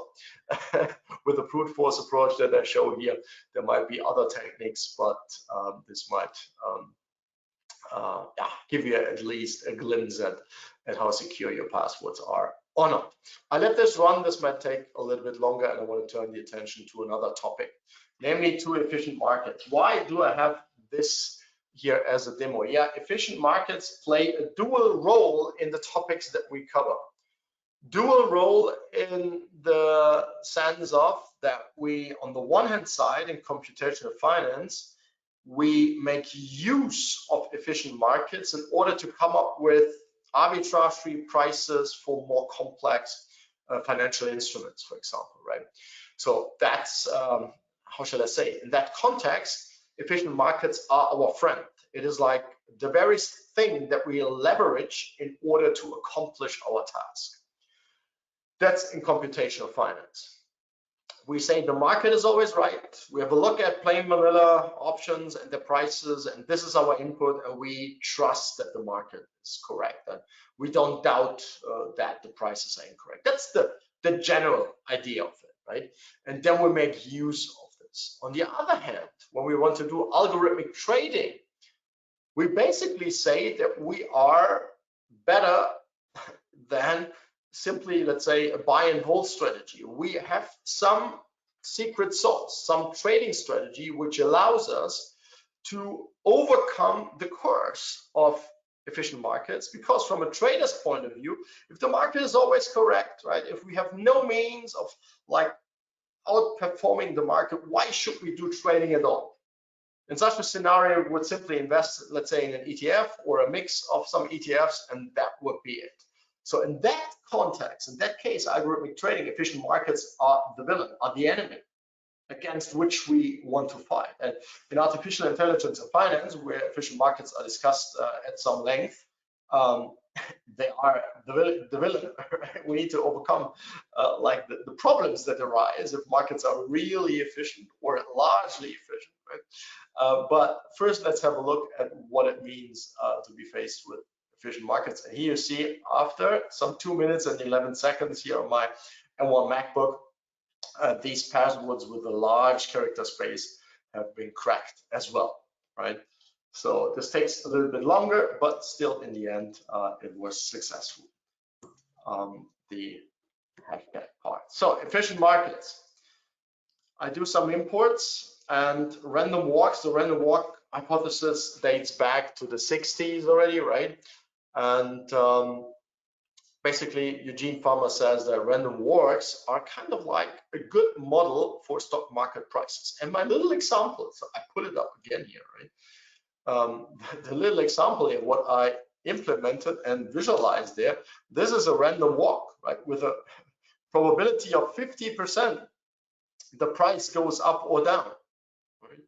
So that's basically what we see here. If you don't, if you think, oh, -10 is not a good price, you can maybe add 100 here, and then you have from a price level up there, you see now that it looks like a random walk which goes sideways, right? With normally distributed increments here. So that's basically the canonical example here as a random walk. It doesn't need to be going down, nor up necessarily, nor sideways. So it's just the statistical characteristics. Nobody talks with regard to efficient markets about markets moving up or markets moving down or markets moving sideways. It's about statistical characteristics in this context, right? And a little bit later on, the market is efficient with respect to an information set S if it is impossible to make economic profits by trading on the basis of information set S. So this was Michael Jensen. I'm introducing now a technique which is used in the program in many different instances. And I import the data, which has time series data from 2014 to 2022 here, and it's Apple, Microsoft, a few more, including Bitcoin there as well. When I calculate the log returns, I can show them as well. They're of course kind of small, because it's daily data, right? Daily data usually is not that large. And when I plot this with Plotly, we see here the one outlier, that's Bitcoin, given the history that we show here, right? I can maybe turn it off, Bitcoin, then you see the rest here. And what I'm using here, the interactive plotting engine, is Plotly, right? So that's kind of like the time series data. Usually in statistics, you will work with the returns but for my little demonstration, these are now the histograms for the returns. We see also correlation metrics. Basically, the only thing that is negatively correlated to a large extent here with the other instruments, or slightly positively correlated, is the VIX, the volatility index here, right? That's not the major point. This is a little bit of a financial data science exercise. We now want to implement an ordinarily scarce regression. All the details in the program. I'll repeat myself here, but it's important to recall all the time here. We create a number of lags, like 7 historical lags, and we want to use these historical lags, like in a chart exercise, to predict the future movement, right? This is what we would like to do. And I do this here for all the instruments. You see here Apple, lag 1, lag 2, lag 3, lag 4, 7, and we want to use historical data with ordinarily scarce regression to predict future data. And that's the whole exercise from before here, as an example, is shown for Apple. And I implement the ordinarily scarce regression. And what we see is that given our simple, maybe too simplistic approach, the only thing that is relevant for the prediction exercise here is lag number 1. Everything else is basically not really important, as we can see here. Maybe some minor differences here, right? So going through this, just to save a little bit of time, a bit faster. And visualizing this, we see this here visualized, that lag 1 in the regression exercise gets basically all the weight, like close to 1, and the rest is around 0, maybe a little bit above 0, right? But it's not really, it's like lag 1, the most recent lag, which is the most important one. And when I do like an averaging here, an averaging, you see this is even more pronounced than for the single ones. So why did we do this? Because I jumped over this. Sometimes I emphasize it first, this time the other way around. You see here, if prices follow a random walk, in such a case here, the best predictor of tomorrow's stock price in the least square sense is today's stock price. And our little exercise here, our ordinarily scarce regression exercise, can be interpreted as exactly showing what this bold text here says. The best predictor of tomorrow's stock price in the least square sense is today's stock price. It's not the price from a week before, from a month before, or from whatever. It is today's one. And today, translated to our formal analysis, means lag 1, right here, lag 1. That's the best predictor. So with stats models, if you like, you can do this, the same exercise, let's say for one instrument, a little bit more in a detailed manner. Here it is done for BTC, for Bitcoin, and basically we get the same result that the coefficient here is 1, everything else is basically irrelevant. And you see this here also for the p-value and the t-statistics that are presented there as well. This is just like another way of looking at the same data. Before I was a little bit more on the visual side of things. Here we get much more statistical background information. But, and this is a big but, also bold, capital letters, we have violated already from the onset, a major assumption of ordinarily scarce regression, namely that the independent variables here, the lags, they should be non-correlated, but they are highly correlated. And this is what you see here, right? You see that they are highly correlated. Therefore, since they are so highly correlated, this means that we cannot get any additional inside benefit whatsoever from lag 2, 3, 4, 5, 6, 7 when we have already lag 1 included. Just like a brief, more or less informal discussion of efficient markets, but I think a good starting point that we say, well, maybe financial markets, stock prices, or prices of other instruments follow random walks after all. That's one way of looking at efficient markets. It's not the only way. more on that also during the program. And recalling what I said about efficient markets, in the computational finance case, we consider efficient markets our friends. So it's not efficient friends, maybe they are efficient friends after all, right? And we make use of efficient markets for our pricing endeavors. And here I want to show you, based on an introductory model that we cover in the computational finance class, namely the 1976 Merton jump diffusion model, which I don't want to discuss in detail, which is implemented here in Python code. The details, of course, all in the program, right? Where I can value in a jump diffusion context, for example, a call option. Here you see it accordingly with my with all the parameters here accordingly specified. I get a value of 20. So currently, that's, I don't know if right or wrong. We trust here in the code. We hope that this is all correctly implemented. And the model can now be used in order to calibrate it to market data. What is calibration after all? Yeah, calibration means that we need to find parameters for such a model, like the Merton one here, such that observed market quotes of liquidly traded plain vanilla options are replicated as good as possible. This means that we take market prices as given and then adjust the parameters so long until we have reached like a good fit to the market prices, so that the model is able to, in an ideal world, to perfectly replicate the market prices, but we would say in a numerical sense as good as possible based on a minimization of some error, right? So when I implement the idea and first import some option prices here for some call options with a relatively short maturity, I also have put option values, but I'm going to work here with the call options. I can illustrate here the call option values based on the strike that you see on the x-axis and the prices on the y-axis.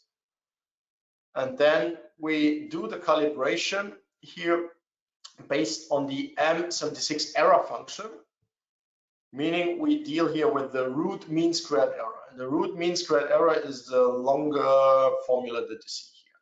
So that's the root mean squared of market prices as compared to model prices, right? And we once we have this defined, we can do the optimization. The first part, and this is something that is done a couple of times, is about brute force optimization, where we scan like a set of sensible parameter combinations, right? And once this is done, this is really brute force. This is going combination by combination without any intelligent stepping. It's simply doing the work that is defined here, right? And next we do the local convex optimization, which has some built-in intelligence, like gradient descent idea. And we take the best result from the brute force and we use it now for the local one as a starting point. I like to compare this to like Superman flying, I don't know, 100 miles above the earth, right? And then he spots with his perfect eyes, like, right, some issue, and then he goes down and helps people in need locally. So first there's a high level. You scan the whole surface, right? And then you say, this is a promising area, and you dig deeper. You can also think of like doing some explorational work when you want to drill for oil, right? You don't want to go deep immediately. You want to first gain an idea where you have the highest probability of finding oil, and then you drill where you think it's most promising. So here in this case, now the task is achieved. The error is not 0, but it's a relatively low number, 0.767. You saw in between we had like 15 or whatever. as numbers. So we have after the brute force optimization 9.7, and after the local one 0.6. So 0.97 and then 0.76. I can now compare after this exercise, and this is the whole idea of the approach here. I can compare the market prices, blue line, to the model prices, red dots. And if you only would see this chart, right, only that one, you would say, oh, well, this is perfect or almost perfect. But for that reason, I show you here also the differences. And the differences show that we are not perfect with the calibration, but we are not too bad either. So here's a +1, here is a -1.5. These are the maximum values. When you do such a calibration, you also want to make sure that you don't have a systematic bias, meaning only positive deviations or only negative ones. We have here positive, negative, positive, negative. So this looks like a sound approach in this context. More details on that as usual in the class itself. But that's the basic idea. Where we make use of efficient markets, we leverage efficient markets by taking the market quotes as input.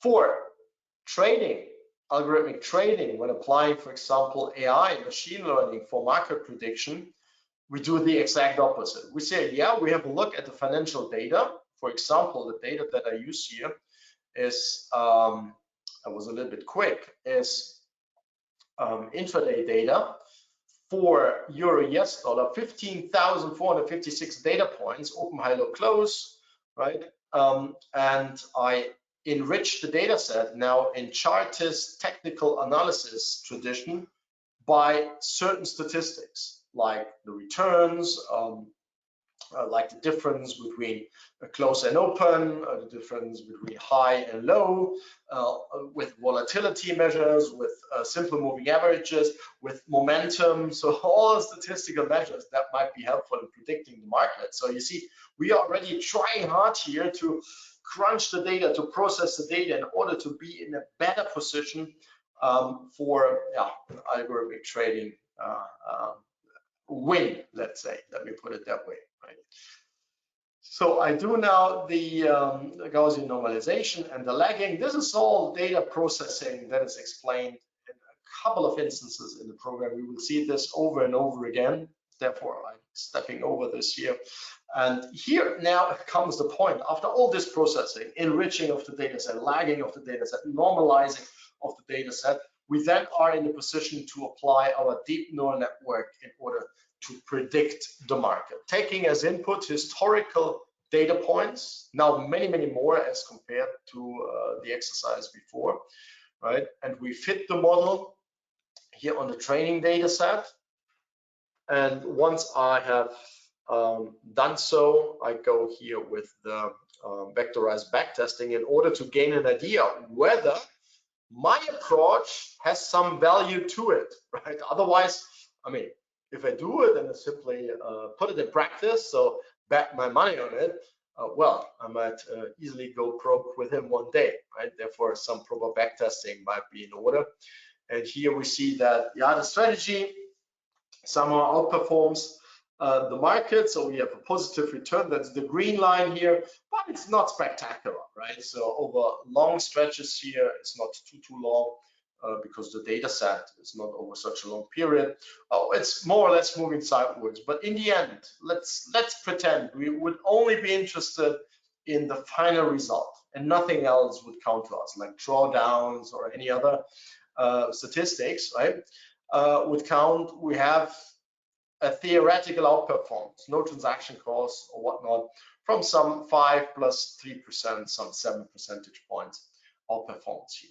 So, but again, this might not be the only question of interest. What is the final outperformance? We might have a look at how this evolves over time and a few more things in the end. But as an example here, how we might go about and try to overcome efficient markets and try to come up with something else where we say, well, buy and hold is nice. I can implement this based on ETF or simply going long a certain instrument. But if I trade actively based on my strategy, I might gain an advantage, or in financial lingo, I might generate alpha for myself or maybe for others. So here, efficient markets are the enemy, which we try to beat in the sense of being better than a simple buy and hold strategy, so to say. If you have then a strategy that you want to implement, let's say in the form of an automated trading strategy, you would need to connect to a trading platform, right? And the one that we emphasize throughout the program, because it has the best technological infrastructure, in particular for the demo account, is the Wanda trading platform. So when I open the web app, I might be logged in already. I checked this before. Yeah, I'm logged in. It's now loading. I have open Euro US dollar, Brent crude oil. Euro US dollar should be close to parity. Yeah. And Brent crude oil, you see here on level 97. You can here, in this context, let's say zoom in, zoom out. You can change the candlesticks, etc. You can add statistics, and so typical front end. When I want to, here, let me also zoom in a little bit. So I have many candles here on the screen. When I want to buy, for example, I simply click on buy here, and I might open a position of here in my demo account of 100,000, for example. I have a leverage here built in of 30, so the margin required will be 3,330. And by clicking submit, after a little while, here you see executed successfully. Here we go under trades. You find now 100,000 long position with the margin requirement, with the current P&L here in the overview. Just one position open, and when I said, well, that's enough, didn't turn out as I liked, you can easily close it, or you can reduce the position. So here I would go with 100% and close it out. And already here is the confirmation. So this will be like, let's say, day trading, manual trading, right? But in algorithmic trading, we would be interested in doing all this in automatic fashion. Speaking of automatic, Python is what drives the automation. So here I retrieve based on my API access. You need credentials for that, and all the details as usual will be provided. And I can, for example, for an instrument such as Bitcoin, I can retrieve recent data. Let's say I have my example here with Bitcoin. Recently, currently, we are again below 20,000. That's the evolution last week. Here, 1st of September to 2nd of September, meaning here it goes to 3rd, but 3rd is excluded.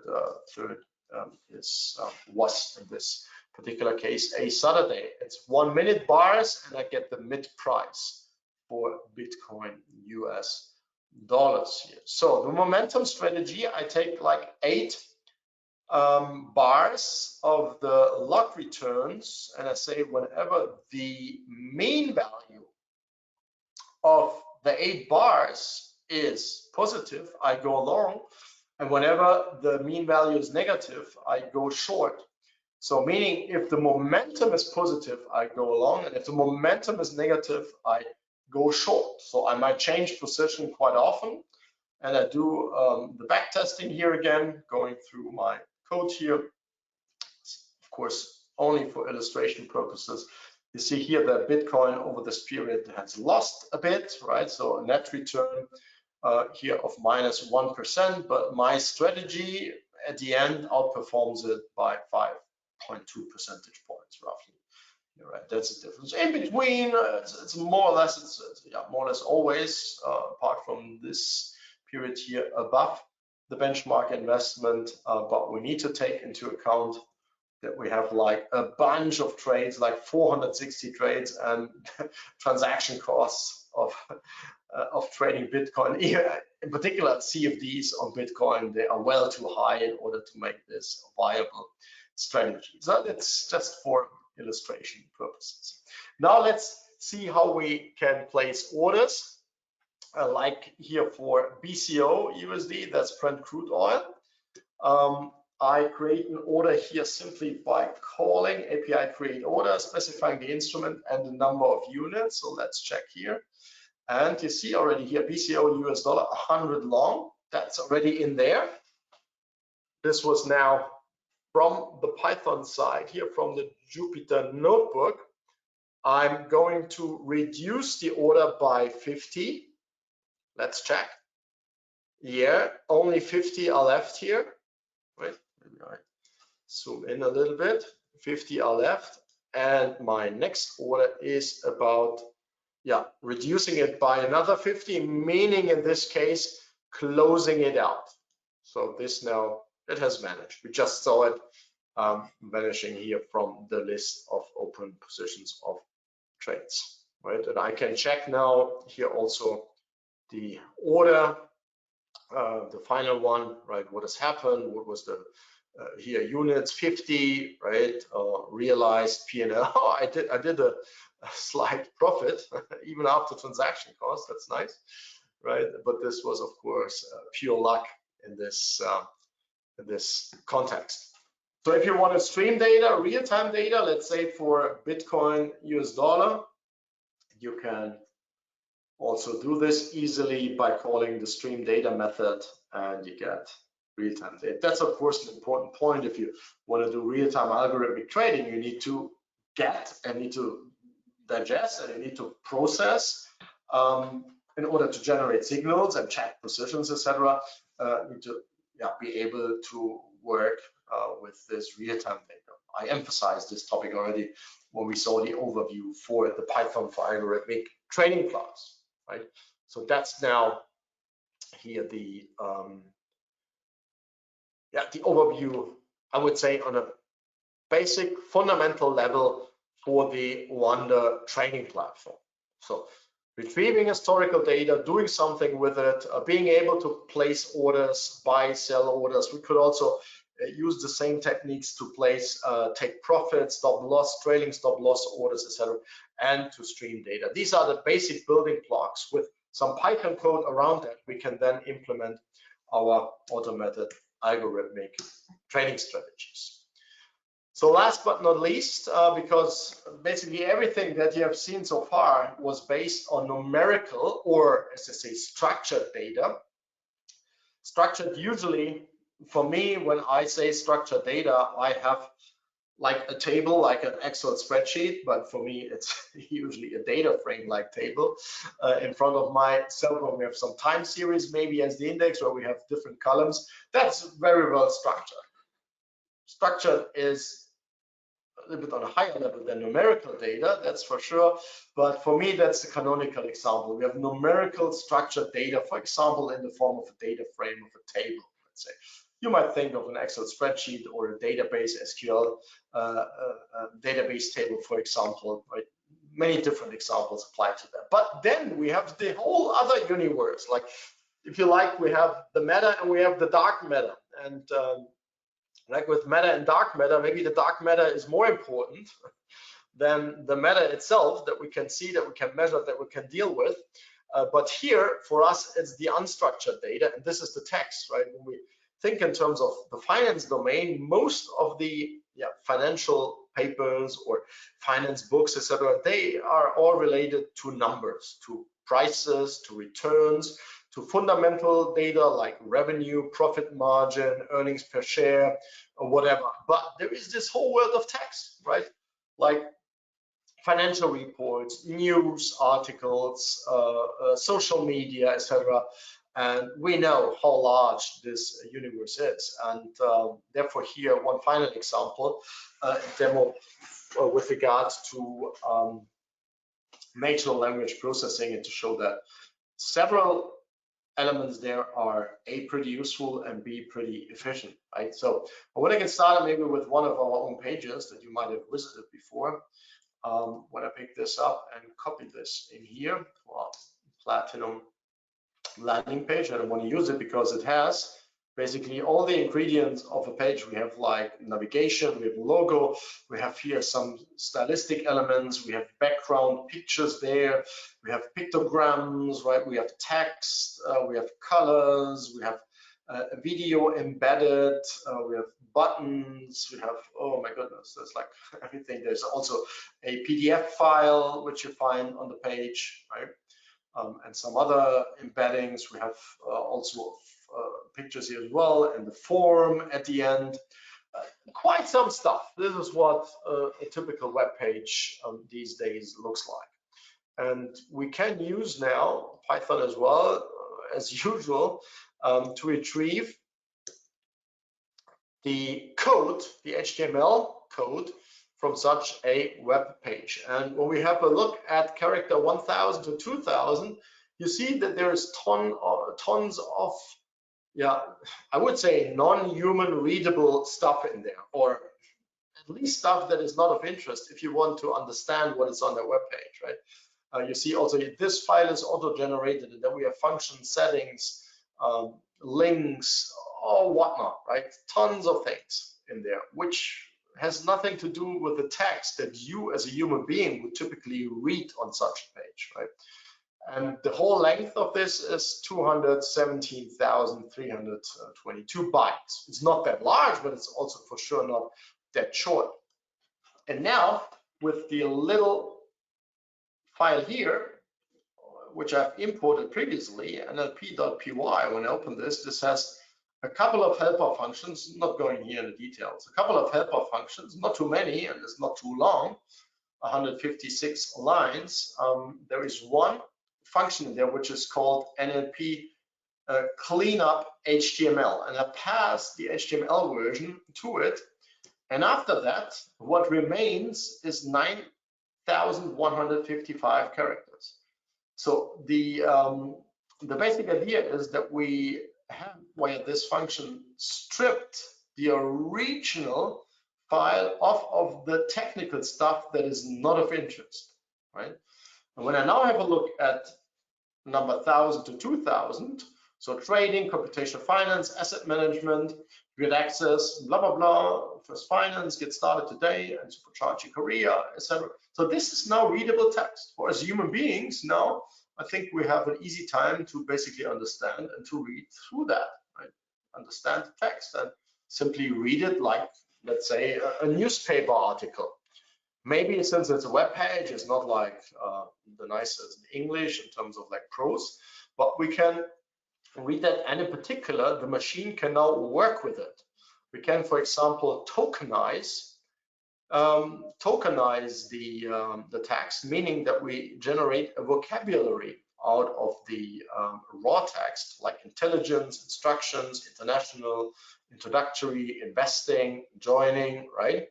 And we can generate keywords out of that from the raw text, introductory, international, instructional. This doesn't sound too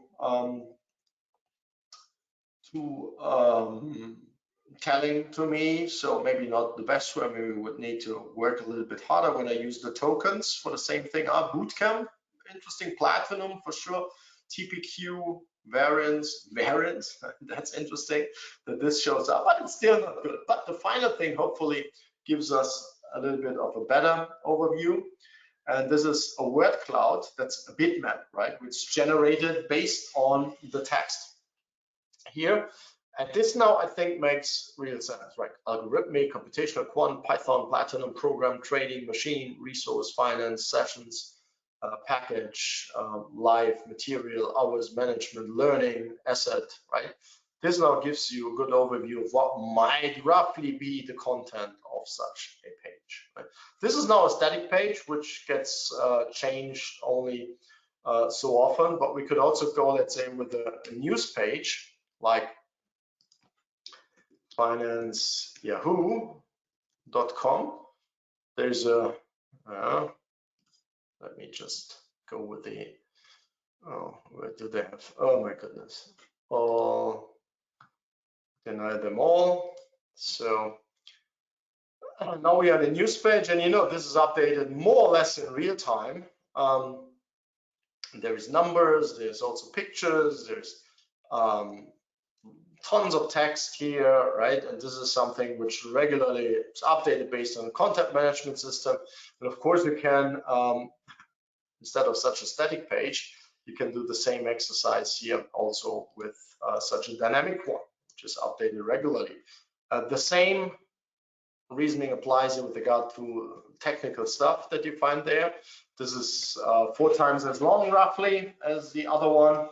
When I strip it off, it's shorter than the first one that we checked. And here we can also now get started reading. There are still a couple of things that are not properly filtered out, but this can all be improved. But here we would say where Snap comes from. Here, Yahoo Finance, rebuilding my retro game collection. Now it's quite a bit better. When I go through this to the word cloud down there, we might get an idea of what is today's finance news scene is about. Maybe not to a full extent, but there are some things that we would expect, like oil price, right? Stocks, price change, of course Yahoo, because we are on the Yahoo, the Jenga building. This is related to the unfortunate suicide. It's a Jenga building in New York, which is referenced there. Russia, market, OPEC, it's about oil, right? Business, bad life, that's the company, right? Price. So yeah, you see, with relatively simple methods, you can already get pretty far in this context. I'm not saying that this is the end of everything in this context, but what I'm saying is that unstructured data in the form of text, be it Twitter. We have examples, for example, to read Twitter feeds and to do sentiment analysis based on Twitter feeds, or like web text, or like PDFs, for example, that you want to scan, let's say research papers, finance related ones or AI related ones. These are all use cases where you're dealing with unstructured text and where the techniques that we cover in the program come in so handy. Yeah, that much about the cases, right? You find all the Jupyter notebooks here under this particular link, the short link. And to close out the introduction overview sessions, a few words on the study plans. I have here screenshots and links to the 2 major study plans. The one is here for the 12-week period, which is updated on a daily basis. You see here, not on a daily, on a weekly basis. Sometimes daily, maybe, but usually on a weekly basis, right? And this is a Google Doc. And you see here, it says introduction overview, 5th of September 22. That's today, that's our session. Oh, I was signed out here. I'm now signing in to the session, and for example, here you see that this has changed in the meantime. There are the 2 other live sessions and meetings, so to say, webinars that are planned for this week. So every once in a while, at least once a week during the weekend on Mondays, best, you should have a look at this, see if something new. When there's something new, you see it basically highlighted in red, and this relates in general to the live sessions that are upcoming. Yeah, apart from that, Finance with Python is your starting point. Tools and skills, financial data science. I've commented on all these classes. If you need to prioritize, I think I have given you also a couple of guidelines. Don't skip here the basic classes, Finance with Python. Maybe you want to skip here over the tools and skills at the beginning. Financial data science is also important, I would say. So if you would really need to prioritize, do the Finance with Python ones. Under any circumstances, then focus on the financial data science ones. And third, I would say tools and skills, and then if time allows, you can go with AM Finance and the optional one. So that would be my guideline in this case. Then some of you are studying completely self-paced. Here is the example from the 1-year study plan where we have designed 3 trimesters. The first one focusing on Python for asset management. I think that's the most natural starting point, plus tools and skills. plus some AI in finance based on the book, and plus you see it here now planned as well, the mathematics basics sections. And when I open that link, now I should be signed in, right? I'm again signed out, signing in from another account tab. That's good, right? In the second trimester, focus on algorithmic trading. That's just like a recommendation. I think it's sensible to go in that sequence, but it's not really necessary or required. Plus financial data science, plus the AI and finance class, plus additional basics, and always tutorials. And last but not least, in the third trimester, the focus topic here on computational finance, plus the general data science topics such as Excel, databases, and NLP, for example, plus reinforcement learning. I know for some of you, Python for Excel might be one of the most interesting or most important things. So of course, if this holds true for you, you can get started with this with Python for Excel immediately. So again, this is just a recommendation. If there are no external demands or requirements, well, I would say that's a sensible way of going about the topics.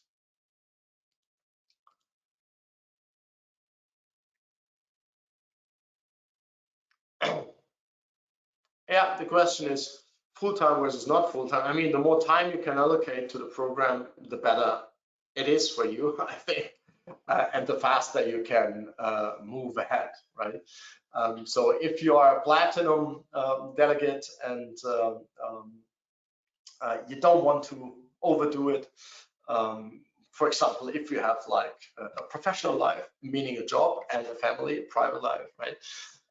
Then you might say, well, I focus, for example, only on one of the core classes here. Like you say, for example, although I have access to everything, I focus on Python for asset management, and then I do algo trading and computational finance afterwards. That's, of course, a thing that you can do. You have basically all the flexibility, but try to be flexible or not too flexible with regard to the sequence. I have experienced this every once in a while that in the first or second week, people jump to the trading platforms because they signed up to trade with Gemini or to trade with interactive brokers. And then so many other pieces have been missing that it's more or less natural that you get frustrated, you know, when the frame and the basic skills are not yet there, right? So therefore, to some extent, try to follow the sequence that is shown at least for the single classes.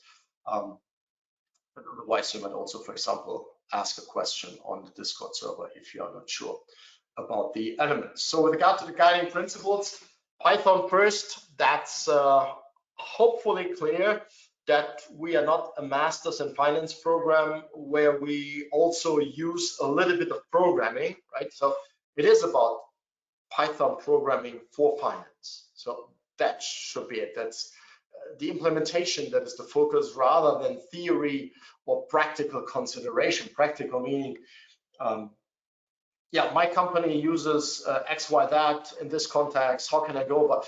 We cannot address all the issues that might be relevant either in theory or in practice. Right?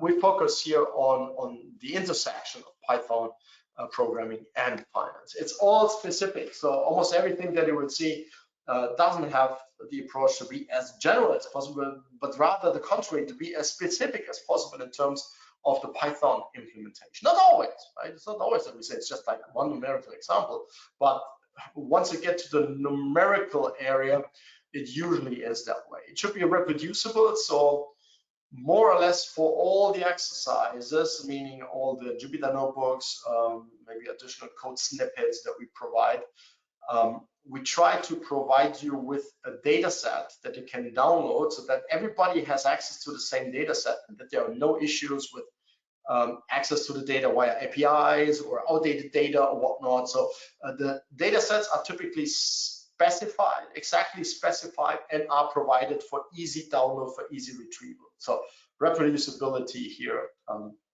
is a clear principle. And it should be practical, right? In order to acquire coding or other practical skills, you need to do coding, If you want to learn how to ride the bike, you need to ride a bike. If you want to drive a car, you need to drive a car. If you want to swim, you need to go to the pool, right? And therefore, skill acquisition is indispensable. You can sit there and watch videos all day without coding at all, spending dozens or hundreds of hours, and later on you say, well, I know a lot, but I can't really code. That's not the point. You should rather code, and in terms of prioritizing, rather code on your own than watching just the videos. Rather skip a week of videos, to be honest, and do your own coding instead of the other way around. Of course, you need some input first. I'm not saying in the first week you should do that, but once you are, let's say, in the middle of the program, you should get into the mode of doing things, like playing the piano, riding a bike, driving a car, swimming in the pool, and not watching others swim in the pool, watching others riding a bike, watching others driving a car, right? So that's the basic idea. So you have also review questions, exercises, and test projects, which help you in doing stuff, right? So review questions every 3 weeks. So week 1 to 3, 4 to 6, etc. These are more like for you to think about and to review the material. Then you have the exercises, which might be simple, sometimes more involved, and test projects, smaller, bigger ones, sometimes fun, sometimes serious and difficult, so that you have some guidance with regard to what to focus on in terms of doing stuff and acquiring skills and testing yourself. If you get stuck with some coding, with reviewing things, with adjusting Jupyter notebooks, make use of the user forum. Right? We have an active user forum. We try our best to get back as fast as possible. But do us one favor. Please provide the full code with like the issues that you face so that we can replicate. You can upload a Jupyter notebook to the platform in order to share the code. You can also share code properly, but make sure that whatever you share, it must be complete, minimal, and reproducible, right? So that's really what you need to do. Usually I show that, and when you open a new topic, we always remind you to review like the requirements with regard to posting your questions. Technical and content related questions are for the user forum. For the Discord server, to which you have access, and some of you have already attended our first Q&A session there, or maybe multiple sessions already. This is for organizational and administrative stuff, like later on with regard to final projects. Don't worry about final projects until you reach the end of the formal 12-week period. Just do me a favor. It's not about, in the beginning, like coming up with a project idea and thinking about it. In the beginning, it's skill acquisition and learning the stuff, right? Later on, you have time enough to come up with an appropriate project. And from experience, it's much more simple, more efficient when you wait a little bit longer until you come up with your project. You have much more input and much better position to come up with it. So organizational questions, and administrative things placed on the Discord server. If you have some personal stuff, of course, and you don't want to share it here, you can always write an email as well. But if there is a question, let's say with regard to a live session or whatnot, I'm pretty sure that others are happy that you are asking a particular question and that others benefit from stuff that you ask here as well. Yeah, having said that, it remains for me to wrap the session today up, to wish you a great start and all the success with the program. You will find a ton of useful, valuable information. The major thing now that I'm wrapping up is indeed try your best to do it on your own, whatever this is, to replicate stuff, to recall it without looking at something, to implement the code, opening up an empty Jupyter notebook, coding down a problem that was discussed previously or a problem that interests you. This is really what makes you later on good, that you really acquire skills.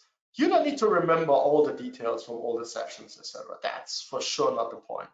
but you need to be able to do the basic stuff like setting up the infrastructure, firing up a Jupyter notebook, importing the packages, getting your hands on appropriate data, processing the data, visualizing some results, maybe later on connecting to APIs, etc.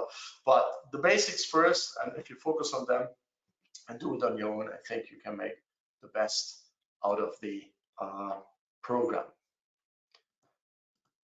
Just a quick check.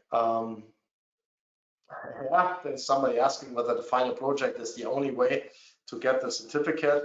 Indeed, it is, and on the way and through the next weeks, I will share additional details, because for this cohort, for the first time, we changed the mode a little bit, just a little bit, with regard to the final project. But that's indeed the only way to earn the certificate when you successfully complete the final project. You can more or less decide on the topic.